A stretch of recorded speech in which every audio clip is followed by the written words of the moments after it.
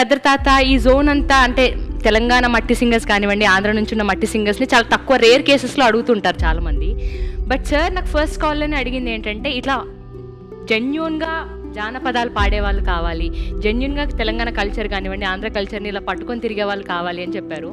So నేను స్టూడియోకి next day వెళ్ళినప్పుడు అక్కతో మాట్లాడంగానే వెంటనే యాక్సెప్ట్ చేశారు. చాలా సంతోషం అనిపించింది. Thank you so much sir. అంటే ఇలాంటి వాళ్ళని గుర్తుపెట్టుకొని ఈ ప్లాట్ఫామ్ మీద కూర్చోపెట్టి ఈరోజు మాట్లాడిస్తున్నందుకు చాలామంది ఉన్నారు. సార్ అనుకుంటే ఇంకెవరినైనా పిలవచ్చు, బట్ ఈరోజు ఇలా పిలిచి ఇంతమందిని కూర్చోబెట్టి ఇలా వీళ్ళని సత్కరించుకొని ఇలా కూర్చోబెట్టడం అనేది అర్జున్ సార్కి మాత్రమే దక్కుతుంది credit. Thank you so much for that. And folk song అనగా, జానపదం అనగానే లిటరల్గా నేను గద్దర్ తాతను చూసి నేర్చుకున్న పాటలన్నీ కూడా.